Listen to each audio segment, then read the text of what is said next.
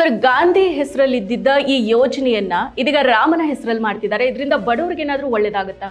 ಗಾಂಧಿ ಹೆಸರಲ್ಲಿ ಇದ್ದ ಯೋಜನೆನ ರಾಮನ ಹೆಸರಲ್ಲಿ ಮಾಡಕ್ಕೆ ಹೊರಟಿದ್ದಾರೆ. ಬರೀ ಹೆಸರು ಮಾತ್ರ ಚೇಂಜ್ ಮಾಡ್ತಾ ಇಲ್ಲ, ಹಲವಾರು ಬದಲಾವಣೆಗಳನ್ನು ತರ್ತಾ ಇದ್ದಾರೆ.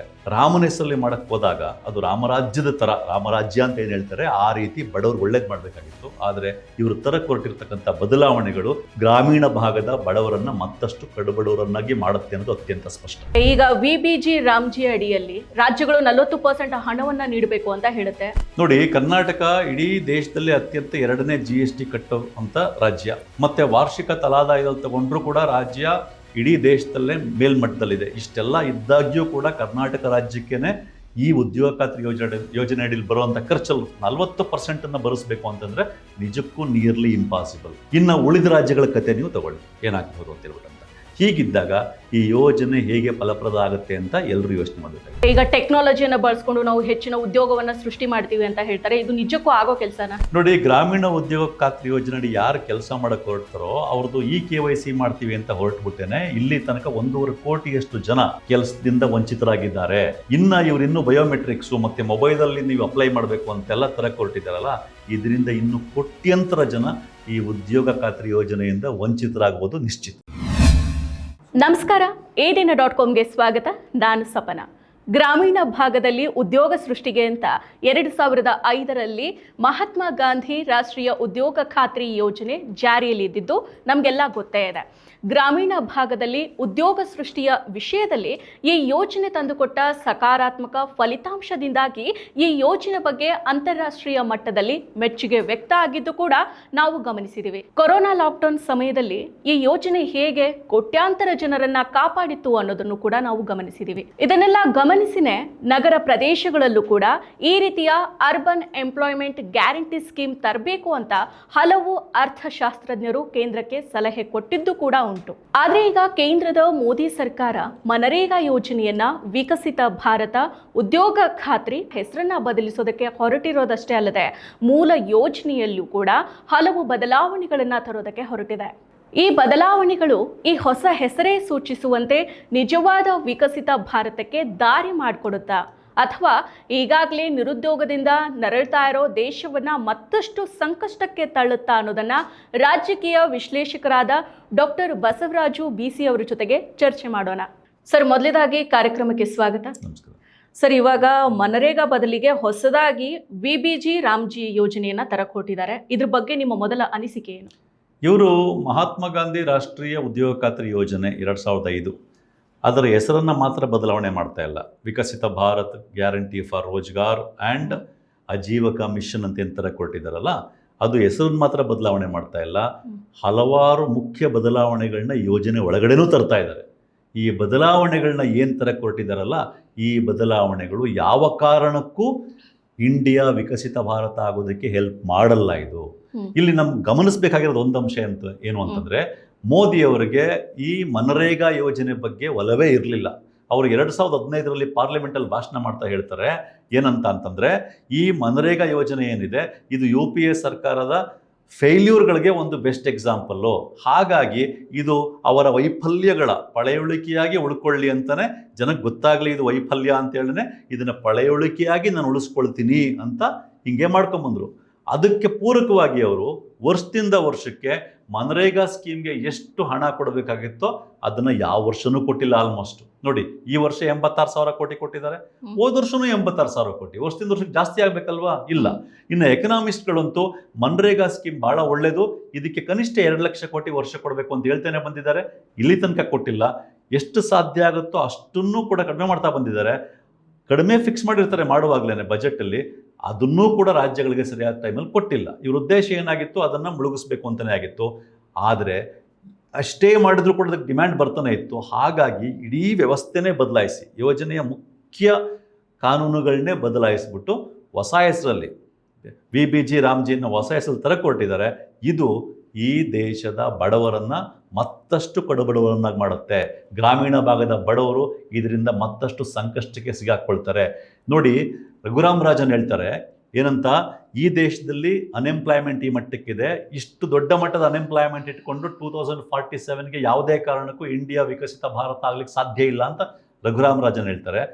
ಅದ್ರ ಜೊತೆಗೆ ಇರೋ ಅನ್ಎಂಪ್ಲಾಯ್ಮೆಂಟ್ ಜೊತೆಗೆ ಮತ್ತಷ್ಟು ಅನ್ಎಂಪ್ಲಾಯ್ಮೆಂಟನ್ನು ಸೃಷ್ಟಿ ಮಾಡೋಕ್ಕೆ ಹೊರಟಿದ್ದಾರೆ ಈ ರೀತಿ ಯೋಜನೆಯನ್ನು ಬದಲಾಯಿಸೋದ್ರಿಂದ. ಹಾಗಾಗಿ ನಾನು ಮೊದಲೇ ಹೇಳ್ದಂಗೆ ಹೊಸದಾಗಿ ಏನು ಥರ ಕೊಟ್ಟಿದ್ದಾರಲ್ಲ VBG ರಾಮ್ಜಿ, ಇದು ಭಾರತ ವಿಕಸಿತ ಭಾರತವಾಗುವುದನ್ನು ಮತ್ತಷ್ಟು ಮಗದಷ್ಟು ಮುಂದಕ್ಕೆ ಹಾಕುತ್ತೆ, ಬಿಟ್ಟರೆ ಇನ್ನೇನು ಆಗಲ್ಲ. ನೀವು ನೋಡಿದ್ರೆ ಹೀಗೆ ಹೇಳ್ತಾ ಇದ್ದೀರಿ, ಇದು ಮನರೇಗಾದಲ್ಲಿ 100 ದಿನಗಳ ಕೆಲಸದ ಅವಧಿ ಇದ್ದಿದ್ದನ್ನ ಈಗ 125 ದಿನಕ್ಕೆ ಹೆಚ್ಚಳ ಮಾಡಿದ್ದಾರೆ. ಇದು ಒಳ್ಳೆಯದೇ ಅಲ್ವಾ? ಇದು ನೋಡಿ, ಮೇಲ್ನೋಟಕ್ಕೆ ನೋಡಿ, ಮನ್ರೇಗಾ ಸ್ಕೀಮ್ನಲ್ಲಿ 100 ದಿನಗಳ ಉದ್ಯೋಗ ಕೊಡಬೇಕಾಗಿತ್ತು ಒಂದು ಗ್ರಾಮೀಣ ಕುಟುಂಬಕ್ಕೆ, ನಾವು 125 ದಿನ ಮಾಡಿದ್ದೀವಿ ಅಂತ ತೋರಿಸ್ಕೊಳ್ಳೋಕೆ ಹೊರಟಿದ್ದಾರೆ.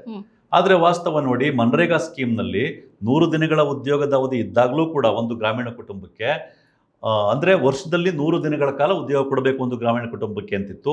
ಅದರ ಹೊರತಾಗಿಯೂ ಯಾವುದಾದ್ರೂ ಪ್ರದೇಶದಲ್ಲಿ ಬರ ಅಥವಾ ಪ್ರವಾಹ ಬಂದರೆ ಇನ್ನೂ 50 ಹೆಚ್ಚುವರಿ ದಿನಗಳ ಉದ್ಯೋಗ ಕೊಡುವ ಪ್ರಾವಿಷನ್ ಇತ್ತು. ಮತ್ತು ಆದಿವಾಸಿಗಳಿಗೆ, ಯಾವುದೇ ಆದಿವಾಸಿಗಳಿಗೆ ಅವ್ರ ಹತ್ರ ಯಾವುದೇ ಪ್ರೈವೇಟ್ ಪ್ರಾಪರ್ಟಿ ಇಲ್ಲ ಅನ್ನುವಂಥ ಆದಿವಾಸಿ ಕುಟುಂಬಗಳಿಗೆ ಕೂಡ ವರ್ಷಕ್ಕೆ 50 ದಿನ ಹೆಚ್ಚುವರಿ ಉದ್ಯೋಗ ಕೊಡುವ ಪ್ರಾವಿಷನ್ನು ಮನ್ರೇಗಾ ಸ್ಕೀಮಲ್ಲಿತ್ತು. ಆಯ್ತಾ? ಅದು ಒಂದು ಕಡೆ. ಇನ್ನೊಂದು ಕಡೆ ಅದನ್ನು ಮುಚ್ಚಿಟ್ಟಿದ್ದಾರೆ ಇವರು. ಇನ್ನೊಂದು ಕಡೆ ಈ ಇಡೀ ಸ್ಕೀಮ್ನಲ್ಲಿ ಏನು ಮಾಡಿದ್ದಾರೆ ಇವರು, ಒಟ್ಟು ವರ್ಷದಲ್ಲಿ 60 ದಿನಗಳ ಕಾಲ ಈ ಉದ್ಯೋಗ ಖಾತ್ರಿ ಯೋಜನೆ ಅಡಿ VBG ರಾಮ್ಜಿ ಅಡಿನಲ್ಲಿ 60 ದಿನಗಳ ಕಾಲ ವರ್ಷದಲ್ಲಿ ಯಾವುದೇ ಉದ್ಯೋಗ ಕೊಡಲ್ಲ, ಖಾತ್ರಿ ಕೊಡಲ್ಲ ಅಂತ ಹೇಳ್ತಾ ಇದ್ದಾರೆ. ಅಂದರೆ ಈ ಯೋಜನೆ ಅಡಿ ಯಾವುದೇ ಉದ್ಯೋಗ ಕೊಡಲ್ಲ ಅಂತ ಹೇಳ್ಬಿಟ್ಟಂತ. ಅಂದರೆ ಈ ಕೃಷಿ ಚಟುವಟಿಕೆ ನಡೀತಾ ಇರುತ್ತಲ್ಲ, ಬಿತ್ತನೆ ಮತ್ತು ಕಟಾವು, ಈ ಮಧ್ಯದ 2 ತಿಂಗಳಲ್ಲಿ ಕೊಡಲ್ಲ ಅಂತ ಹೇಳ್ತಾ ಇದ್ದಾರೆ. ಅದರ ಅರ್ಥ ಏನು? 125 ದಿನಗಳ ಉದ್ಯೋಗ ವರ್ಷಕ್ಕೆ, ಆದರೆ 125 ದಿನಗಳ ಉದ್ಯೋಗ ಕೊಡಲಿಕ್ಕೆ ಇವ್ರ ಹತ್ರ ಇರೋ ಟೈಮ್ ಏನು? 10 ತಿಂಗಳು ಮಾತ್ರ. ಅದೇ ಮನ್ರೇಗಾದಲ್ಲಿ 100 ದಿನಗಳ ಉದ್ಯೋಗವೇ ಆಗಿದ್ರು ಅದನ್ನ ಅವರು ವರ್ಷದಲ್ಲಿ ಯಾವಾಗ ಬೇಕಾದ್ರೂ ತಗೋಬೋದಾಯ್ತು. ಇಡೀ 12 ತಿಂಗಳಲ್ಲಿ 100 ದಿನಗಳ ಉದ್ಯೋಗ, ಇವರು 10 ತಿಂಗಳಲ್ಲಿ ಮಾತ್ರ 125 ದಿನಗಳ ಉದ್ಯೋಗ. ನೋಡಿ, ಇವರು ಸರಿಯಾಗಿ ಪ್ರೋತ್ಸಾಹ ಕೊಡದೇ ಇದ್ದಿದ್ದಕ್ಕೆ ಸರಾಸರಿ ತಗೊಂಡ್ರೆ 100 ದಿನ ಅಂತಿದ್ರು ಸರಾಸರಿ ಉದ್ಯೋಗ ಕೊಟ್ಟಿದ್ದೇ ಜನಕ್ಕೆ ಅವರು 44 ದಿನ ಮಾತ್ರ. ಅದು ಇಡೀ 1 ವರ್ಷ ಸ್ಪೇಸ್ ಇದ್ದಾಗ, 1 ವರ್ಷದ ಟೈಮ್ನಲ್ಲಿ. ಹಂಗಿದ್ದಾಗ ಕೇವಲ 10 ತಿಂಗಳ ಅವಧಿನಲ್ಲಿ ಇವ್ರು ಎಷ್ಟು ದಿನ ಉದ್ಯೋಗ ಕೊಡ್ಲಿಕ್ಕೆ ಸಾಧ್ಯ? ಇದನ್ನು ನಾವು ಗಮನಿಸಬೇಕು. ಮತ್ತಿನ್ನೊಂದು ಅತಿ ಮುಖ್ಯವಾದ ನಾವು ಗಮನಿಸಬೇಕಾಗಿರೋದು, ಮನ್ರೇಗಾ ಡಿಮ್ಯಾಂಡ್ ಡ್ರಿವನ್ ಪ್ರಾಜೆಕ್ಟ್. ಅದು ಅಂದರೆ ತನಗೆ ಉದ್ಯೋಗದ ಅವಶ್ಯಕತೆ ಇದೆ ಅಂತ ಜನರೇ ನನಗೆ ಉದ್ಯೋಗ ಕೊಡಿ ಅಂತ ಹೇಳ್ಬಿಟ್ಟು ಅರ್ಜಿ ಹಾಕೋಬೇಕಾಗಿತ್ತು. ಅವ್ರು ಯಾವುದೇ ವ್ಯಕ್ತಿ, ಯಾವುದೇ ಗ್ರಾಮೀಣ ಕುಟುಂಬದ ವ್ಯಕ್ತಿ ಅರ್ಹ ಆಗಿರ್ತಕ್ಕಂಥ ವ್ಯಕ್ತಿ ತನಗೆ ಉದ್ಯೋಗ ಬೇಕು ಅಂತ ಅರ್ಜಿ ಹಾಕೊಂಡು 15 ದಿನಗಳ ಒಳಗೆ ಅವ್ರಿಗೆ ಉದ್ಯೋಗ ಕೊಡಬೇಕಾಗಿತ್ತು. ಇಲ್ಲ ಅಂತಂದ್ರೆ ಅವ್ರಿಗೆ ನಿರುದ್ಯೋಗ ಭತ್ಯೆ ಕೊಡಬೇಕಾಗಿತ್ತು. ಅಂದ್ರೆ ಮನ್ರೇಗಾ ಯೋಜನೆ ಅಡಿ ಗ್ರಾಮೀಣ ಕುಟುಂಬದ ಪ್ರತಿ ಅರ್ಹ ಗ್ರಾಮೀಣ ಕುಟುಂಬಕ್ಕೂ ವರ್ಷದಲ್ಲಿ 100 ದಿನಗಳ ಉದ್ಯೋಗವನ್ನು ಅವರ ಹಕ್ಕಾಗಿ ಕೊಡಲಾಗಿತ್ತು. ಅಂದ್ರೆ ಡಿಮ್ಯಾಂಡಿಗೆ ತಕ್ಕನಾಗಿ ಉದ್ಯೋಗ. ರಾಜ್ಯ ಸರ್ಕಾರಗಳು ಕೂಡ ಯಾವ ರೀತಿಯ ಕೆಲಸಕ್ಕೆ ಡಿಮ್ಯಾಂಡ್ ಇದೆ ಅನ್ನೋದನ್ನ ಪಂಚಾಯತಿಗಳ ಮೂಲಕ, ಯಾವ ರೀತಿಯ ಕೆಲಸಗಳಿಗೆ ಅಗತ್ಯ ಇದೆ ಅನ್ನೋದನ್ನ ಪಂಚಾಯತಿಗಳ ಮೂಲಕ ನಿರ್ಧರಿಸಿ ಮತ್ತು ಜನಗಳು ಡಿಮ್ಯಾಂಡ್ ಮಾಡಿ ಕೆಲಸ ತಗೊಳ್ತಾ ಇದ್ರು. ಬಟ್ ಇವರೇನ್ ಮಾಡ್ತಾ ಇದ್ದಾರೆ, ಈ ಸ್ಕೀಮ್ನಲ್ಲಿ ಮಾಡಕ್ಕೆ ಹೊರಟಿದ್ದವರು ಕೇಂದ್ರ ಸರ್ಕಾರವೇ ಡಿಸೈಡ್ ಮಾಡುತ್ತೆ ಯಾವ ರಾಜ್ಯದಲ್ಲಿ ಯಾವ ಭಾಗದಲ್ಲಿ ಇದಕ್ಕೆ ಸಂಬಂಧಪಟ್ಟ ಕೆಲಸಗಳಾಗಬೇಕಾಗಿದೆ ಅಂತ. ಅದು ಕೇಂದ್ರವೇ ಡಿಸೈಡ್ ಮಾಡಿಬಿಟ್ಟು ಅದಕ್ಕೆ ಇಷ್ಟು ಕೆಲಸ ಆಗಬೇಕು, ಅದಕ್ಕೆ ಇಷ್ಟು ಹಣ ಅಂತ ಕೇಂದ್ರ ಡಿಸೈಡ್ ಮಾಡಿಬಿಟ್ಟು ಹಣವನ್ನು ಕೊಡುತ್ತೆ. ಅಂದರೆ ಇದು ಸಪ್ಲೈ ಡ್ರಿವನ್. ಕೇಂದ್ರ ಸರ್ಕಾರ ಮಾಡಕ್ಕೆ ಹೊರಟಿದ್ದು ಸಪ್ಲೈ ಡ್ರಿವನ್. ಅಂದರೆ ತನ್ನ ಕೈಯಲ್ಲಿ ಕರ್ನಾಟಕಕ್ಕೆ ಈ ವರ್ಷ 2,000 ಕೋಟಿಗೆ ಮಾತ್ರ ಕೊಡೋಕ್ಕಾಗುತ್ತೆ ಅಂತ ತೀರ್ಮಾನ ಮಾಡುತ್ತೆ. ಕರ್ನಾಟಕದಲ್ಲಿ ಏನೇನು ಕೆಲಸ ಆಗಬೇಕು, ಹೊಸ VBG ರಾಮ್ಜಿ ಯೋಜನೆ ಅಡಿನಲ್ಲಿ ಕರ್ನಾಟಕದಲ್ಲಿ ಯಾವ ಭಾಗದಲ್ಲಿ ಏನೇನು ಕೆಲಸ ಆಗಬೇಕು ಅಂತ ಕೇಂದ್ರ ಸರ್ಕಾರ ನಿರ್ಧಾರ ಮಾಡುತ್ತೆ. ಅದಕ್ಕೆ ಇಷ್ಟು ದುಡ್ಡು ಖರ್ಚಾಗುತ್ತೆ ಅಂತ ಅದೇ ಡಿಸೈಡ್ ಮಾಡಿಬಿಟ್ಟು ಅಷ್ಟು ದುಡ್ಡನ್ನು ಮಾತ್ರ ಕೊಟ್ಬಿಡುತ್ತೆ, ತನ್ನ ಕೈಯಲ್ಲಿ ಎಷ್ಟಾಗುತ್ತೋ ಅಷ್ಟನ್ನ. ಹಾಗಾಗಿ ಇದು ಸಪ್ಲೈ ಡ್ರಿವನ್ ಯೋಜನೆ, ಇದು ಪ್ರಾಜೆಕ್ಟ್ ಇದು. ಅದೇ ಮನ್ರೇಗಾ ಡಿಮ್ಯಾಂಡ್ ಡ್ರಿವನ್, ಜನಗಳ ಡಿಮ್ಯಾಂಡ್ ಮೇಲೆ ಡಿಪೆಂಡ್ ಆಗಿತ್ತು. ಹಾಗಾಗಿ ಅದು ಉದ್ಯೋಗವನ್ನ ಗ್ರಾಮೀಣ ಭಾಗದ ಪ್ರತಿ ಕುಟುಂಬಕ್ಕೂ ವರ್ಷಕ್ಕೆ 100 ದಿನಗಳ ಉದ್ಯೋಗ ಅನ್ನೋದನ್ನ ಅವರ ಹಕ್ಕಾಗಿ ಪರಿವರ್ತಿಸಿತ್ತು ಮನ್ರೇಗಾ ಯೋಜನೆ. ಈಗ ಯಾವ ಹಕ್ಕೂ ಇಲ್ಲ ಜನಕ್ಕೆ. ಕೇಂದ್ರ ಸರ್ಕಾರ ಡಿಸೈಡ್ ಮಾಡುತ್ತೆ, ಕರ್ನಾಟಕದಲ್ಲಿ ಇಂತಹ ಭಾಗದಲ್ಲಿ ಇಂಥ ಕೆಲಸ, ಇದಕ್ಕೆ ಇಷ್ಟು ದುಡ್ಡು, ಇಷ್ಟು ದಿನಗಳ ಉದ್ಯೋಗ, ಇಷ್ಟು ದುಡ್ಡು ಅಂತ ಕೇಂದ್ರ ಸರ್ಕಾರ ಡಿಸೈಡ್ ಮಾಡುತ್ತೆ. ಹಾಗಾಗಿ there is a huge difference. Okay, ಈಗ ಉದ್ಯೋಗದಲ್ಲಿ ಅಂದರೆ ವರ್ಷದಲ್ಲಿ 60 ದಿನ ಉದ್ಯೋಗ ಖಾತ್ರಿ ಇಲ್ಲ ಅಂತ ಹೇಳೋದು, ಇದು ಕೃಷಿ ಕೆಲಸದಲ್ಲಿ ಕಾರ್ಮಿಕರು ಸಿಗ್ತಾ ಇಲ್ಲ ಅಂತ ಅನ್ನೋ ಸಮಸ್ಯೆಗೆ ನಿವಾರಣೆ ಅಲ್ವಾ? ನೋಡಿ, ಇದನ್ನ ಈ ರೀತಿ ಹೇಳ್ತಾ ಇದ್ದಾರೆ. ಅಂದರೆ ವರ್ಷದಲ್ಲಿ 60 ದಿನ, 60 ದಿನಗಳು ಎಂಥ ದಿನಗಳು ರಾಜ್ಯ ಸರ್ಕಾರಗಳಿಂದ ನಿರ್ಧಾರ ಮಾಡಬೇಕು ಯಾವ 60 ದಿನ ಅಂತ. ಬಿತ್ತನೆ ಕಾಲ ಮತ್ತು ಕಟಾವಿನ ಕಾಲ. ಏಕೆ ಅಂತಂದರೆ ಗ್ರಾಮೀಣ ಭಾಗದಲ್ಲಿ ಕೃಷಿ ಕೆಲಸಕ್ಕೆ ಕಾರ್ಮಿಕರು ಸಿಗ್ತಾ ಇಲ್ಲ, ಲೇಬರ್ ಸಿಗ್ತಾ ಇಲ್ಲ ಅನ್ನೋದು ದೊಡ್ಡ ಪ್ರಾಬ್ಲಮ್ ಆಗಿದೆ ಅನ್ನೋದು ನಿಜ. ಆದರೆ ಅದನ್ನು ನಿವಾರಿಸೋಕ್ಕೋಸ್ಕರ ನಾವು ಯಾವುದೇ ಗ್ರಾಮೀಣ ಭಾಗದಲ್ಲಿ 60 ದಿನಗಳ ವರ್ಷದಲ್ಲಿ 60 ದಿನಗಳ ಕಾಲ ನಾವು ಈ ಉದ್ಯೋಗ ಖಾತ್ರಿ ಯೋಜನೆ ಅಡಿ BBG ರಾಮ್ಜಿ ಅಡಿನಲ್ಲಿ ಉದ್ಯೋಗ ಕೊಡಲ್ಲ ಅನ್ನೋದನ್ನ ಪ್ರಾವಿಷನ್ ತರ್ತಾ ಇದ್ದಾರೆ ಇವರು. ಅಂದ್ರೆ ಅದರ ಅರ್ಥ ಆ 2 ತಿಂಗಳುಗಳ ಕಾಲ ಯಾವುದೇ ಅರ್ಹ ವ್ಯಕ್ತಿ ತನಗೆ ಉದ್ಯೋಗ ಕೊಡಿ ಅಂತ ಕೇಳಂಗಿಲ್ಲ. ಅಂತ ಉದ್ಯೋಗ ಕೊಡಲ್ಲ ಇವರು. ಅಂದ್ರೆ ವರ್ಷದಲ್ಲಿ 2 ತಿಂಗಳುಗಳ ಕಾಲ ನೀವು ಒಬ್ಬ ವ್ಯಕ್ತಿಯನ್ನ ಕೆಲಸ ಮಾಡಕ್ಕೆ ರೆಡಿ ಇರೋ ವ್ಯಕ್ತಿಯನ್ನ ಉದ್ಯೋಗದಿಂದ ವಂಚಿಸ್ತಾ ಇದ್ದೀರಾ. ನಂಬರ್ 1. ನಂಬರ್ 2, ಇವ್ರು ಹೇಳ್ತಾ ಇರೋದೇನು, ಕೃಷಿ ಕೆಲಸಕ್ಕೆ ಕಾರ್ಮಿಕರು ಸಿಗ್ತಾ ಇರಲಿಲ್ಲ, ಈ 2 ತಿಂಗಳು ನಾವು ಉದ್ಯೋಗ ಕೊಡದೇ ಇರೋದ್ರಿಂದ ಅಲ್ಲಿ ಹೋಗ್ಬೇಕಾಗತ್ತೆ ಅಂತ. ಅಂದ್ರೆ ನೀವು ಅಲ್ಲಿರ್ತಕ್ಕಂಥ ದೊಡ್ಡ ದೊಡ್ಡ ರೈತರ ಜಮೀನ್ದಾರಿ ಇವ್ರುಗಳ ಅಡಿನಲ್ಲಿ ಅವ್ರು ಕೊಟ್ಟಷ್ಟು ಕೂಲಿಗೆ ಇವರು ಕೆಲಸ ಮಾಡುವಂತ ಅನಿವಾರ್ಯತೆಯನ್ನು ಸೃಷ್ಟಿ ಮಾಡ್ತಾ ಇದ್ದೀರಾ.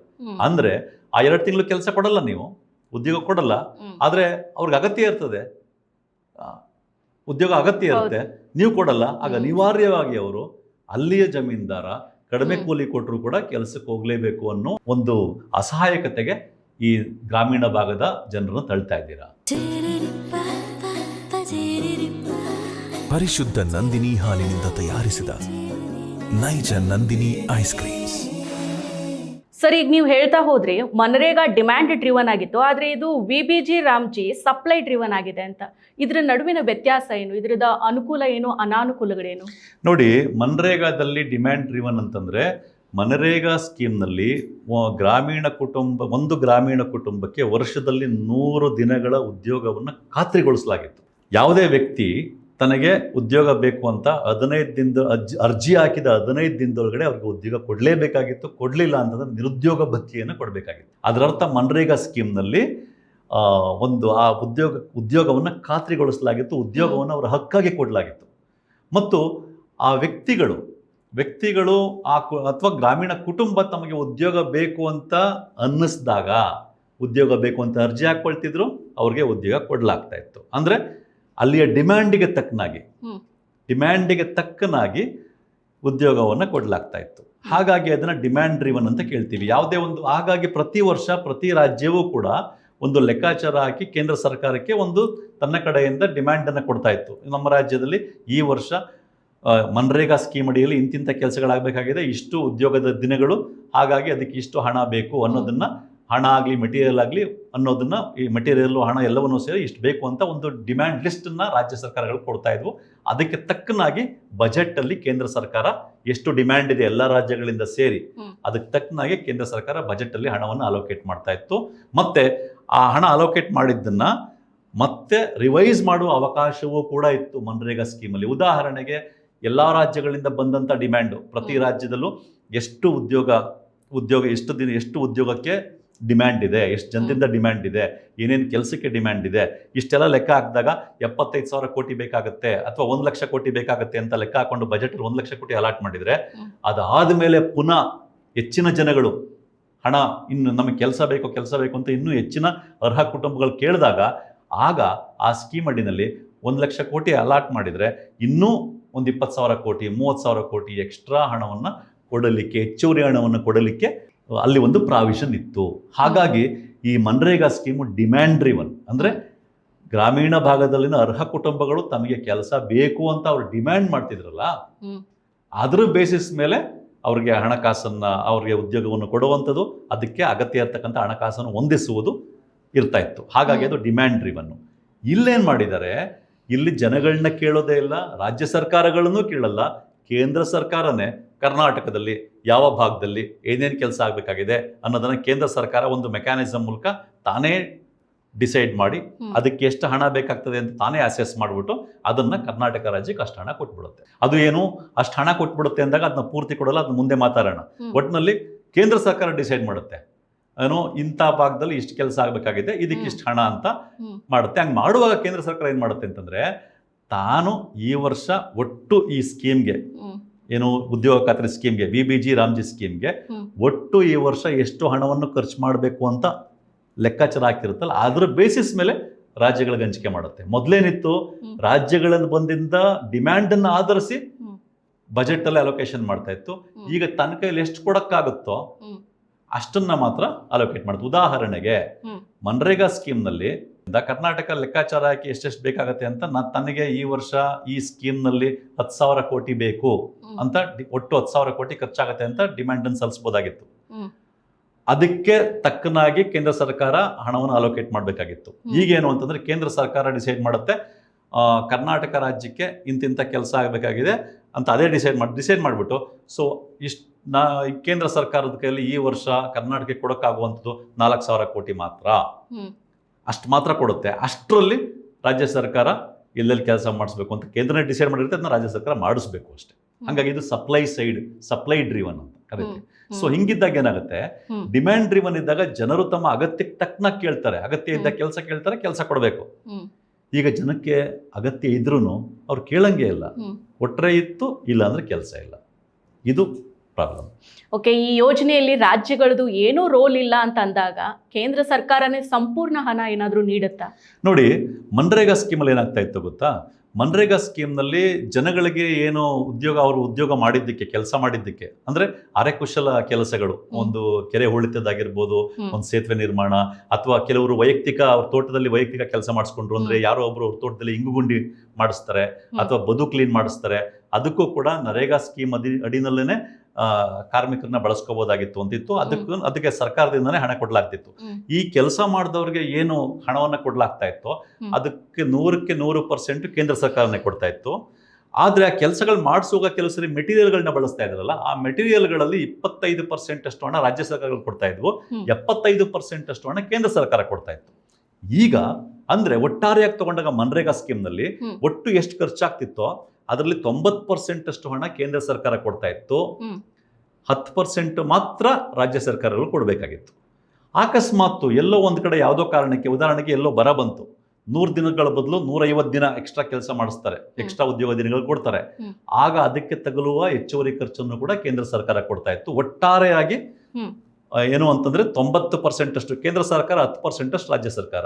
ಆದ್ರೆ ಈಗ ನೋಡಿ, ಆ 90% ಅಷ್ಟು ಕೇಂದ್ರ ಸರ್ಕಾರ ಕೊಟ್ಟು 10% ಅಷ್ಟು ರಾಜ್ಯ ಸರ್ಕಾರ ಕೊಡ್ತಾ ಇದ್ದಾಗಲೂ ಕೂಡ ಎಲ್ಲೆಲ್ಲಿ ಏನು ಕೆಲಸ ಬೇಕಾಗಿದೆ, ಎಷ್ಟು ಅಗತ್ಯ ಇದೆ ಅನ್ನೋದನ್ನ ರಾಜ್ಯ ಸರ್ಕಾರಗಳು ತೀರ್ಮಾನ ಮಾಡ್ತಾ ಇದ್ವು, ಹೇಳ್ತಾ ಇದ್ವು, ಇಂಪ್ಲಿಮೆಂಟ್ ಮಾಡಿಸ್ತಾ ಇದ್ವು. ಆದ್ರೆ ಈಗ ರಾಜ್ಯ ಸರ್ಕಾರಗಳ ರೋಲೇ ಇಲ್ಲ, ಕೇಂದ್ರ ಸರ್ಕಾರ ಡಿಸೈಡ್ ಮಾಡುತ್ತೆ ಕರ್ನಾಟಕದಲ್ಲೇ ಆಗಲಿ ಯಾವುದೇ ರಾಜ್ಯದಾಗಲಿ ಎಲ್ಲಿ ಕೆಲಸ ಮಾಡಿಸ್ಬೇಕು, ಎಷ್ಟು ಅಂತ. ಆದ್ರೆ ಈಗ ಹೊಸ ಸ್ಕೀಮಲ್ಲಿ ಏನು ಮಾಡಿದ್ದಾರೆ, ಕೇಂದ್ರ ಸರ್ಕಾರ ಒಟ್ಟು ಏನು ಖರ್ಚಾಗುತ್ತೋ ಹಣ ಅದರಲ್ಲಿ 60% ಮಾತ್ರ ಕೇಂದ್ರ ಸರ್ಕಾರ ಕೊಡುತ್ತೆ, ಉಳಿದಿದ್ದು 40% ರಾಜ್ಯ ಸರ್ಕಾರ ಕೊಡಬೇಕಾಗತ್ತೆ. ಆ ರೀತಿಯ ಒಂದು ಇದನ್ನ ಮಾಡಿದೆ. ಈಗ ಅಷ್ಟೇ ಅಲ್ಲದೆ, ಉದಾಹರಣೆಗೆ ಅಲಾಟ್ ಮಾಡಿರುತ್ತೆ ಕೇಂದ್ರ ಸರ್ಕಾರ, ಇಂಥ ಕೆಲಸ, ಇಷ್ಟಿಷ್ಟು ಕೆಲಸ, ಇಂತಿಂಥ ಕಡೆ ಇಷ್ಟಿಷ್ಟು ಜನಕ್ಕೆ ಉದ್ಯೋಗ ಅಂತ ಅಲಾಟ್ ಮಾಡಿ ಅದಕ್ಕೆ ಎಷ್ಟೋ ಹಣವನ್ನ ಸ್ಯಾಂಕ್ಷನ್ ಮಾಡಿರುತ್ತೆ. ಅದಕ್ಕೆ ಮೀರಿ ಎಕ್ಸ್ಟ್ರಾ ದಿನಗಳೇನಾದ್ರು ಕೆಲಸ ಮಾಡಿಸಿದ್ರೆ ರಾಜ್ಯ ಸರ್ಕಾರ, ಉದಾಹರಣೆಗೆ ಮೊದಲು ಬರ ಬಂದ್ರೆ 50 ದಿನ ಹೆಚ್ಚುವರಿ ಅಂತಿತ್ತಲ್ಲ, ಈಗ ಹೊಸ ಸ್ಕೀಮಲ್ಲಿ ಏನು ಅಂದ್ರೆ ಹೆಚ್ಚುವರಿ ದಿನಗಳ ಉದ್ಯೋಗವನ್ನೇನಾದ್ರೂ ಕೊಟ್ರೆ ರಾಜ್ಯ ಸರ್ಕಾರ ತನ್ನ ಪ್ರಜೆಗಳಿಗೆ, ತನ್ನ ರಾಜ್ಯದ ಗ್ರಾಮಗಳಲ್ಲಿ ಅಗತ್ಯ ಇದೆ, ಕೆಲಸ ಕೊಡ್ಲೇಬೇಕು ಅಂತ ರಾಜ್ಯ ಸರ್ಕಾರ ಕೊಟ್ರೆ ಅದಕ್ಕೆ ತಗುಲುವ ಸಂಪೂರ್ಣ ಹಣವನ್ನ ರಾಜ್ಯ ಸರ್ಕಾರವೇ ಭರಿಸಬೇಕು. ಸೊ ಒಟ್ಟಾರೆ ಈಗ ಏನಾಗಿದೆ, ಮನ್ರೇಗಾದಲ್ಲಿ 90% ಹಣ ಕೇಂದ್ರ ಸರ್ಕಾರ ಕೊಡ್ತಾ ಇತ್ತು, 10% ರಾಜ್ಯ ಸರ್ಕಾರ. ಈಗ BBG ರಾಮ್ಜಿನಲ್ಲಿ 60% ಮಾತ್ರ ಕೇಂದ್ರ ಸರ್ಕಾರ ಕೊಡುತ್ತೆ, ಉಳಿದ 40% ರಾಜ್ಯ ಸರ್ಕಾರನೇ ಕೊಡಬೇಕು. ಮತ್ತು ಹೆಚ್ಚುವರಿ ದಿನಗಳ ಉದ್ಯೋಗವನ್ನೇನಾದ್ರೂ ಕೊಟ್ರೆ ತನ್ನ ಗ್ರಾಮೀಣ ಭಾಗದ ಜನರಿಗೆ ಯಾವುದೇ ರಾಜ್ಯ ಸರ್ಕಾರ ಅದರ ದುಡ್ಡನ್ನು ಸಂಪೂರ್ಣವಾಗಿ ರಾಜ್ಯ ಸರ್ಕಾರನೇ ಭರಿಸಬೇಕು. ಏನು ರೋಲ್ ಇಲ್ಲದೆ ಇರೋ ಈ ಯೋಜನೆಯಲ್ಲಿ ರಾಜ್ಯಗಳು 40% ಕೊಡಬೇಕು ಅಂತಂದ್ರೆ ಇದು ರಾಜ್ಯಗಳಿಗೆ ಸಾಧ್ಯ ಆಗೋ ಕೆಲಸನ? ಇದು ಯಾವ ಕಾರಣಕ್ಕೂ ಸಾಧ್ಯ ಆಗಲ್ಲ. ಯಾಕೆ ಅಂತಂದ್ರೆ, ನೀವೇ ಗಮನಿಸಿರ್ತೀರಾ, ಕಡೆಯ 10 ವರ್ಷಗಳಲ್ಲಂತೂ ಕೇಂದ್ರ ಸರ್ಕಾರದ ಆರ್ಥಿಕ ನೀತಿಗಳು ಏನಾಗಿದೆ ಅಂತಂದ್ರೆ, ರಾಜ್ಯ ಸರ್ಕಾರಗಳಿಗೆ ಕೊಡಬೇಕಾದಷ್ಟು ಹಣವನ್ನು ಕೇಂದ್ರ ಸರ್ಕಾರ ಕೊಡ್ತಾನೆ ಇಲ್ಲ.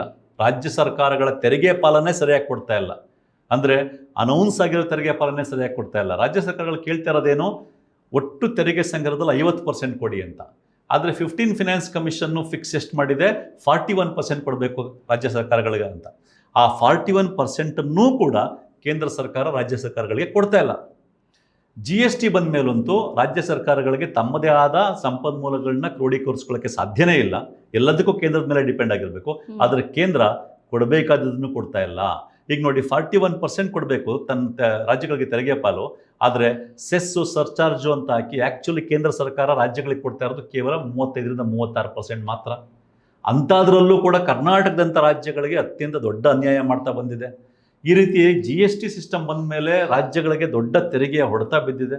ತೆರಿಗೆ ಹೊಡೆತ ಬಿದ್ದಿರುವಾಗ ಈಗ ಇಷ್ಟೊಂದು ತೆರಿಗೆ ಹೊಡೆತ ಬಿದ್ದಿರುವಾಗ ಈಗ ನರೇಗಾ ಸ್ಕೀಮ್ ಅಥವಾ BBG ರಾಮ್ಜಿ ಸ್ಕೀಮ್ನಲ್ಲಿ ಬರೋ ಖರ್ಚಲ್ಲಿ 40% ನೀವು ಹಾಕಿ ಅಂತಂದರೆ ಬಹುತೇಕ ಯಾವ ರಾಜ್ಯ ಸರ್ಕಾರಕ್ಕೂ ಇದನ್ನು ಹಾಕ್ಲಿಕ್ಕಾಗಲ್ಲ.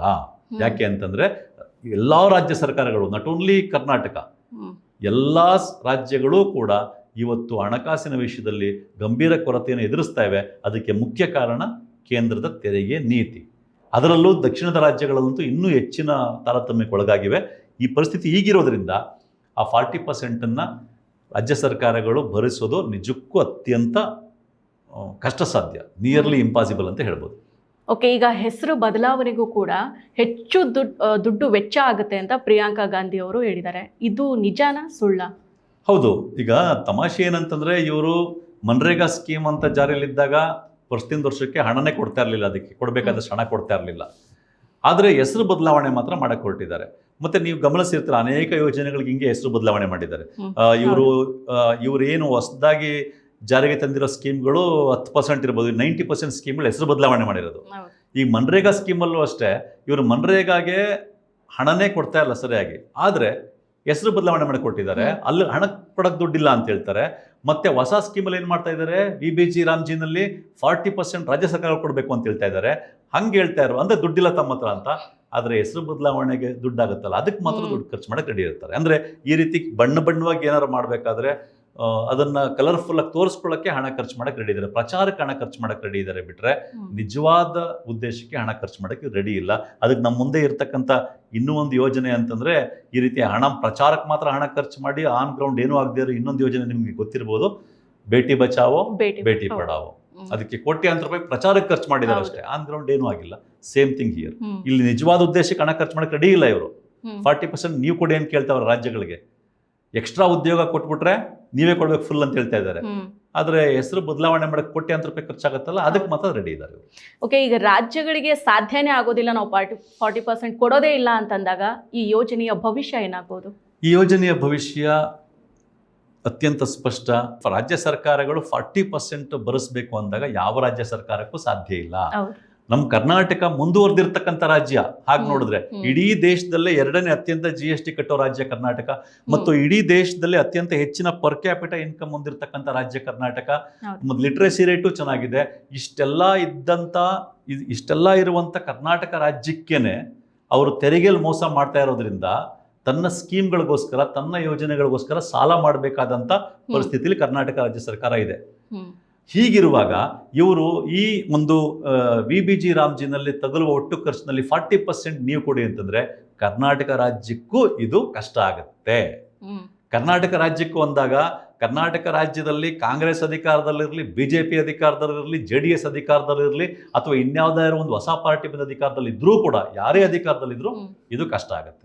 ಕಷ್ಟ ಆಗುತ್ತೆ ಅಂದಾಗ ಏನಾಗುತ್ತೆ, ರಾಜ್ಯಗಳು ಏನು ಮಾಡ್ತವೆ ಅಂತಂದ್ರೆ, ಈಗ ಆ ಯೋಜನೆಗೆ 10,000 ಕೋಟಿ ಖರ್ಚಾದ್ರೆ 4,000 ಕೋಟಿ ತಾವು ಕೊಡಬೇಕು ಅಂದಾಗ ತಮ್ಮ ಹತ್ರ ದುಡ್ಡಿಲ್ಲ ಅಂದಾಗ ಏನು ಮಾಡ್ತವೆ? ಈಗ ಒಟ್ಟಾರೆ ಫಾರ್ ಎಕ್ಸಾಂಪಲ್ ನೋಡಿ, ಇವರು 1 ಲಕ್ಷ ಕೋಟಿ ಬಜೆಟಲ್ಲಿ ಇರ್ತಾರೆ ಅಂತ ಅನ್ಕೊಳ್ಳೋಣ. ಒಟ್ಟು 1 ಲಕ್ಷ ಕೋಟಿ ಬಜೆಟಲ್ಲಿ ಇಟ್ಟಾಗ 60,000 ಕೋಟಿ ಮಾತ್ರ ಕೇಂದ್ರ ಸರ್ಕಾರ ಕೊಡುತ್ತೆ. ಈ 40,000 ಕೋಟಿನ ರಾಜ್ಯಗಳೆಲ್ಲ ಸೇರಿ ಭರಿಸಬೇಕು ಅಂದ್ರೆ ರಾಜ್ಯಗಳಿಗೆಲ್ಲ ಆಗುತ್ತೆ.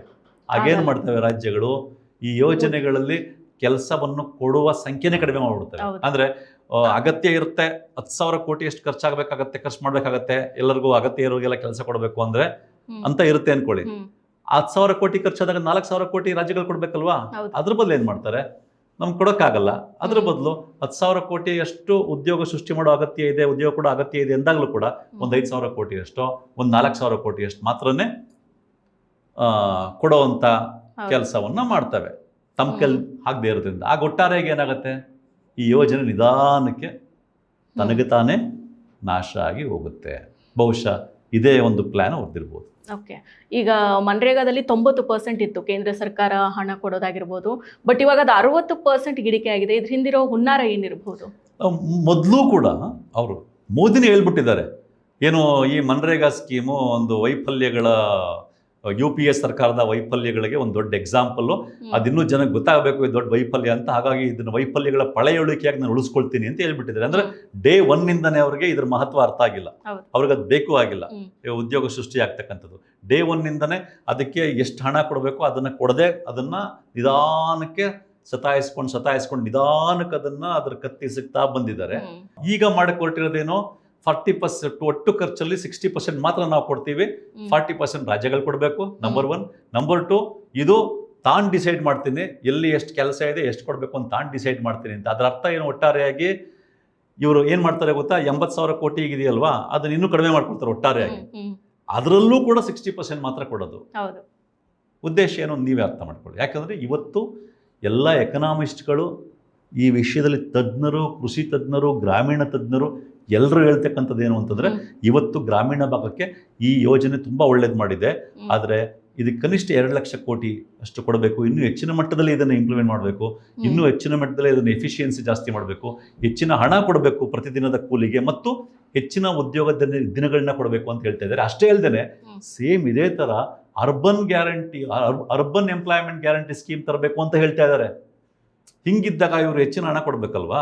ಅದ್ರ ಬದಲು ಇವ್ರು ಮಾಡಕೊಟ್ಟಿರೋದೇನು, ಮೊದಲೇ ಹಣ ಕೊಡ್ತಿರ್ಲಿಲ್ಲ, ಇಲ್ಲಿ ಬಂದು 60% ಮಾತ್ರ ನಾವು ಡಿಸೈಡ್ ಮಾಡ್ತೀವಿ ಎಷ್ಟು ಜನ ಕೊಡಬೇಕು ಅಂತ.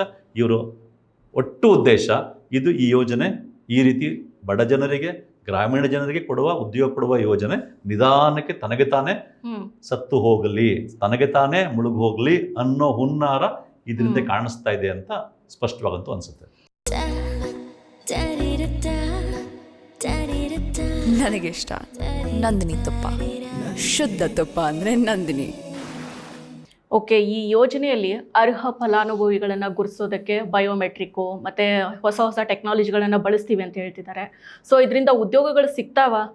ಅಂದರೆ ಇವರು ಮೇಲ್ನೋಟಕ್ಕೆ ಕೇಳ್ತಾ ಇರೋದೇನು ಅಂತಂದರೆ, ಇದು ಮಿಸ್ಯೂಸ್ ಆಗಿಬಿಡುತ್ತೆ, ನಾವು KYC ಬಳಸ್ತೀವಿ, ಬಯೋಮೆಟ್ರಿಕ್ಸ್ ಬಳಸ್ತೀವಿ, ಇದೆಲ್ಲ ಬಳಸ್ಬಿಟ್ಟು ಮತ್ತೆ ಕೆಲಸ ನಡೀತಾ ಇರುತ್ತಲ್ಲ, ಆ ಕೆಲಸನೆಲ್ಲ ನಾವು ಡ್ಯಾಶ್ ಬೋರ್ಡ್ ಇಟ್ಕೊಂಡು ಅದನ್ನೆಲ್ಲ ನಾವು ಮಾನಿಟರ್ ಮಾಡ್ತೀವಿ, ಈ ರೀತಿ ಎಲ್ಲ ಹೇಳ್ತಾ ಇದ್ದಾರೆ.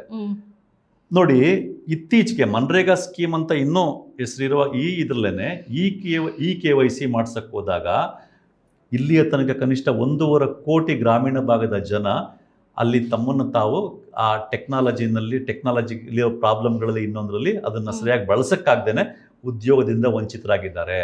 ಈಗ ನೋಡಿ, ಬಯೋಮೆಟ್ರಿಕ್ಸ್ ಅಂತ ಹೇಳ್ತಾರೆ, ಸದಾ ಗುದ್ಲಿ ಇಟ್ಕೊಂಡು ಕೆಲಸ ಮಾಡೋ, ಮಣ್ಣಿನ ಕೆಲಸ ಮಾಡೋ ಅಲ್ಲಿ ಹಳ್ಳಿಯ ನಮ್ಮ ಸಹೋದರ ಸಹೋದರಿಯರಿಗೆ ಈ ಬೆರಳಿನ ಗುರುತುಗಳೇ ಸರಿಯಾಗಿ ಅಳಿಸೋಗಿರ್ತವೆ. ಬಯೋಮೆಟ್ರಿಕ್ಸ್ ಅವ್ರು ಐಡೆಂಟಿಫೈ ಮಾಡಲ್ಲ. ಇನ್ನು ಈ KYC ಅವ್ರಿಗೆ ಅದನ್ನೆಲ್ಲ ಬಳಸೋಕೆ ಗೊತ್ತಿಲ್ಲ. ಮತ್ತೆ ಮೊಬೈಲಲ್ಲಿ ಇವರು ಅಪ್ಲಿಕೇಶನ್ ಹಾಕ್ಬೇಕಂತ ಏನ್ಮೇಲೆ ಈ ಕೆಲಸ ಬೇಕು ಅಂತಂದ್ರೆ, ಇವತ್ತು ನೋಡಿ ಯಾವುದಾವುದೋ ಸರ್ವೆಗಳಲ್ಲಿ ಮತ್ತೊಂದರಲ್ಲಿ ಮೊಬೈಲಲ್ಲಿ ಅಪ್ಲಿಕೇಶನ್ ಹಾಕಕ್ಕೆ ಹೋದಾಗ, ಮೊಬೈಲ್ ಎಂಟ್ರಿ ಮಾಡಕ್ಕೆ ಹೋದಾಗ ಎಷ್ಟು ಪ್ರಾಬ್ಲಮ್ಸ್ ಬರುತ್ತೆ. ಇನ್ನು ಹಳ್ಳಿಯ ಭಾಗದಲ್ಲಿ ಇವತ್ತು ಅಲ್ಲಿ ಇರ್ತಕ್ಕಂಥ 30% ಮಂದಿ, ಮಿನಿಮಮ್ 30% ಮಂದಿ ಹಳೆ ಸಣ್ಣ ಫೋನ್ಗಳನ್ನ ಬಳಸ್ತಾ ಇದ್ದಾರೆ. ಸ್ಮಾರ್ಟ್ ಫೋನ್ ಇಟ್ಕೊಂಡಿರೋರ್ಗೂ ಕೂಡ ಇದೆಲ್ಲ ಅಪ್ಲಿಕೇಶನ್ ಎಲ್ಲ ಬರಲ್ಲ. ಹಾಗಾಗಿ ಏನಾಗುತ್ತೆ, ಇವರು ಅವ್ರನ್ನ ತಯಾರು ಮಾಡದೆ ಟೆಕ್ನಾಲಜಿನ ಬಳಸಕ್ಕೆ ಹೋದರೆ ಇವ್ರ ಉದ್ದೇಶ ಏನು ಅಂತಂದರೆ, ಇನ್ನೂ ಕೋಟಿಗಟ್ಟಲೆ ಜನ ಇದರಿಂದ ವಂಚಿತರಾಗಲಿ, ಅದರಿಂದ ಒಟ್ಟು ಖರ್ಚು ಕಡಿಮೆ ಬೀಳಲಿ ಅನ್ನೋದಷ್ಟೇ. ಒಟ್ಟಾರೆ ದುಡ್ಡು ಉಳಿಸ್ಬೇಕು ಇವರು, ಅಷ್ಟೇ ವಿಷಯ. ಈಗ ಉದಾಹರಣೆಗೆ ನೀವು ಗಮನಿಸಿರ್ಬೋದು, GST ಜಾರಿಗೆ ತಂದಾಗ ಎಕನಾಮಿಸ್ಟ್ಗಳು ಹೇಳಿದರು, ಸಣ್ಣ ಮತ್ತು ಮಧ್ಯಮ ಗಾತ್ರದ ವ್ಯಾಪಾರಿಗಳು, ಬಿಸ್ನೆಸ್ ಪೀಪಲ್ಲು ಇನ್ನೂ ಇದಕ್ಕೆ ತಯಾರಾಗಿಲ್ಲ, ಅವ್ರ ಕಷ್ಟಕ್ಕೆ ಸಿಗಾಕೊಳ್ತಾರೆ ಅಂತ. ಅವ್ರು ಯಾರು? ಆಲ್ರೆಡಿ ವ್ಯಾಪಾರ ಮಾಡ್ತಾ ಇದ್ದವರು, ಆಲ್ರೆಡಿ ಬಿಸ್ನೆಸ್ಸಲ್ಲಿ ಇದ್ದವರು, ಅವ್ರಿಗೇನೆ ಆ ಹೊಸ ಚೇಂಜಿಗೆ ಅಡ್ಜಸ್ಟ್ ಆಗಿಲ್ಲ ಅಂದಾಗ ಹಳ್ಳಿಯ ಜನ, ನಮ್ಮ ಗ್ರಾಮೀಣ ಭಾಗದ ಅಣ್ಣ ತಂಗಿಯರು, ಅಕ್ಕ ತಮ್ಮಂದಿರು ಎಲ್ಲಿ ಇದನ್ನು ಮಾಡೋಕ್ಕಾಗತ್ತಾ? ಏನಾಗುತ್ತೆ ಕತೆ? ಫೈನಲಿ ಇನ್ನೂ ಕೋಟಿಗಟ್ಟಲೆ ಜನ ಇದರಿಂದ ವಂಚಿತರಾಗ್ತಾರೆ ಅಷ್ಟೇ. ಸೊ ಇವಾಗ ವಾಸ್ತವದಲ್ಲಿ ನೀವು ಹೇಳ್ತಾ ಇರೋ ರೀತಿ ಇದಾದರೆ, ಸೊ ಆಗಬೇಕಾಗಿರೋದೇನು? ಆಗಬೇಕಾಗಿರೋದು ಏನಾದರೂ ಮಾಡಿ, ಸಂಘಟನೆಗಳಿರ್ಬೋದು, ವಿರೋಧ ಪಕ್ಷಗಳಿರ್ಬೋದು, ಅಥವಾ ಆಡಳಿತ ಪಕ್ಷ BJP NDA ಒಳಗಡೆ ಇರೋ ಸೆನ್ಸಿಬಲ್ ಆಗಿರುವ, ನಿಜಕ್ಕೂ ಈ ದೇಶದ ಬಡವರ ಬಗ್ಗೆ, ಗ್ರಾಮೀಣ ಭಾಗದ ಜನರ ಬಗ್ಗೆ ಕಾಳಜಿ ಇರ್ತಕ್ಕಂಥವರೆಲ್ಲ ಸೇರಿಕೊಂಡು ಇದ್ರ ಬಗ್ಗೆ ಸರ್ಕಾರಕ್ಕೆ ಅರಿವು ಮೂಡಿಸುವಂಥ ಕೆಲಸ ಮಾಡಬೇಕಾಗಿದೆ. ಈಗಾಗಲೇ ಈ ವಿಷಯದಲ್ಲಿ ತುಂಬ ಕೆಲಸ ಮಾಡಿರ್ತಕ್ಕಂಥ ಅರುಣಾ ರಾಯ್ ಇರ್ಬೋದು, ನಿಖಿಲ್ ಡೇ ಇರ್ಬೋದು, ಅವರಾಗಲೇ ಆ ಥರದವರೆಲ್ಲ ಸೇರ್ಕೊಂಡು ಈಗಾಗಲೇ ಕೆಲಸ ಶುರು ಮಾಡಿದ್ದಾರೆ. ಕೆಲವರು ನಿತೀಶ್ ಕುಮಾರ್ ಭಾರದ್ವಾಜ್ನ ಮತ್ತು ಚಂದ್ರಬಾಬು ನಾಯ್ಡು ಅವ್ರನ್ನೂ ಅಪ್ರೋಚ್ ಮಾಡ್ತಾ ಇದ್ದಾರೆ, ಈ ಒಂದು ಬಿಲ್ಗೆ ನೀವು ಸಪೋರ್ಟ್ ಮಾಡಬೇಡಿ, ಗೌರ್ಮೆಂಟ್ನ ಕನ್ವಿನ್ಸ್ ಮಾಡಿ ಅಂತ ಹೇಳ್ಬಿಟ್ಟು ಅಂತ. ಯಾಕೆ ಅಂತಂದರೆ ಇವತ್ತಿಗೂ ಕೂಡ ಭಾರತದಲ್ಲಿ 50% ಹೆಚ್ಚಿನ ಜನ ಗ್ರಾಮೀಣ ಭಾಗದಲ್ಲಿ ವಾಸ ಮಾಡ್ತಾ ಇದ್ದಾರೆ. ಗ್ರಾಮೀಣ ಭಾಗದ ಆರ್ಥಿಕತೆ ಚೆನ್ನಾಗಾದಷ್ಟು ನಿಮಗೆ ಒಟ್ಟು ದೇಶದ ಆರ್ಥಿಕತೆ ಚೆನ್ನಾಗಾಗುತ್ತೆ. ಗ್ರಾಮೀಣ ಭಾಗದ ಆರ್ಥಿಕತೆಗೆ ಇದು ಆ್ಯಕ್ಚುಲಿ ಮನ್ರೇಗಾ ಸ್ಕೀಮು ಒಂದು ದೊಡ್ಡ ಕೊಡುಗೆ ಕೊಟ್ಟಿದೆ. ಇದ್ರ ಬಗ್ಗೆ ದೇಶ ವಿದೇಶಗಳಲ್ಲಿ ಮೆಚ್ಚುಗೆಯ ಮಾತುಗಳು ಕೇಳಿ ಬಂದಿದೆ. ಹಾಗಾಗಿ ಇದನ್ನ ಉಳಿಸ್ಕೊಳ್ಬೇಕು ಅಷ್ಟೇ ಅಲ್ಲ, ಇನ್ನೂ ಹೆಚ್ಚಿನ ಮಟ್ಟದ ಹಣವನ್ನು ಕೇಂದ್ರ ಸರ್ಕಾರ ಕೊಡೋ ಥರದ್ದು ಪ್ರಯತ್ನ ಆಗಬೇಕು. ಇದಕ್ಕೆ ಎಲ್ಲ ವಿರೋಧ ಪಕ್ಷಗಳು ಮತ್ತು NDA ಒಳಗಡೆ ಇರ್ತಕ್ಕಂಥ ಸೆನ್ಸಿಬಿಲಿಟಿ ಉಳಿಸ್ಕೊಂಡಿರ್ತಕ್ಕಂಥ ಪಕ್ಷಗಳು ಎಲ್ಲವೂ ಸೇರಿಕೊಂಡು, ಮತ್ತು ಸಾಮಾನ್ಯ ಜನರು ಎಲ್ಲ ನಾಗರಿಕರು ಸೇರಿಕೊಂಡು, ಸಂಘಟನೆಗಳು ಸೇರಿಕೊಂಡು ದೊಡ್ಡ ಒತ್ತಡವನ್ನು ಕ್ರಿಯೇಟ್ ಮಾಡಿ ಇದನ್ನ ಉಳಿಸ್ಕೋಬೇಕಾಗಿದೆ. ಇಲ್ಲ ಅಂತಂದ್ರೆ ಏನಾಗುತ್ತೆ ಅಂತಂದರೆ ಇಡೀ ದೇಶದ ಆರ್ಥಿಕತೆಗೆ ಇದು ದೊಡ್ಡ ಏಟನ್ನು ಕೊಡುತ್ತೆ. ಮತ್ತು ಹೆಚ್ಚಿನ ಜನ ಯಾವಾಗ ನಿರುದ್ಯೋಗಕ್ಕೊಳಗಾಗ್ತಾರೋ, ಉದ್ಯೋಗ ಕಳ್ಕೊಳ್ತಾರೋ, ಆಗ ಏನಾಗುತ್ತೆ ಅಂತ ಎಕ್ಸಾಂಪಲ್ಗಳು ನಮ್ಮ ಮುಂದೆ ಅನೇಕ ಇವೆ. ಜನ ಉದ್ಯೋಗದಿಂದ ವಂಚಿತರಾದಾಗ, ಜನ ಕಷ್ಟಕ್ಕೆ ಸಿಗಾಕೊಂಡಾಗ ಏನಾಗುತ್ತೆ ಫೈನಲಿ ಅಂತ ಹೇಳ್ಬಿಟ್ಟು, ಹಾಗಾಗಿ ಅದಾಗದಂಗೆ ತಡೆಯಬೇಕು. ಸರ್, ಇಷ್ಟೊತ್ತರೆಗೂ ನಮ್ಮ ಜೊತೆಗಿದ್ದು ಮನ್ರೇಗಾ ಬದಲಿಗೆ ಈಗ ಹೊಸದಾಗಿ ತರಕ್ಕೆ ಹೊರಟಿರೋ VBG ರಾಮ್ಜಿ ಬಗ್ಗೆ ಸಂಪೂರ್ಣವಾದ ಮಾಹಿತಿನ ನಮ್ಗೆ ತಿಳಿಸ್ಕೊಟ್ಟಿದ್ದೀರಾ. Thank you so much sir. ನಮಸ್ಕಾರ. ಸೊ ನೋಡಿದ್ರಲ್ಲ, ಈ ತರಹದ ವಿಡಿಯೋಗಳನ್ನು ನೋಡೋದಕ್ಕೆ ADina.comನ ಸಬ್ಸ್ಕ್ರೈಬ್ ಮಾಡಿ. ಹಾಗೆಯೇ ಈ ವಿಡಿಯೋ ನಿಮ್ಗೆ ಇಷ್ಟ ಆಗಿದ್ರೆ ಲೈಕ್ ಮಾಡಿ. ಮತ್ತಷ್ಟು ವಿಶೇಷ ವಿಡಿಯೋಗಳನ್ನು ನೋಡಲು ಮತ್ತು ಹೊಸ ವಿಡಿಯೋಗಳ ಬಗ್ಗೆ ತಿಳಿಯಲು ADina.com ಯೂಟ್ಯೂಬ್ ಚಾನೆಲ್ ಸಬ್ಸ್ಕ್ರೈಬ್ ಮಾಡಿ ಮತ್ತು ಬೆಲ್ ಐಕಾನ್ ಕ್ಲಿಕ್ ಮಾಡಿ.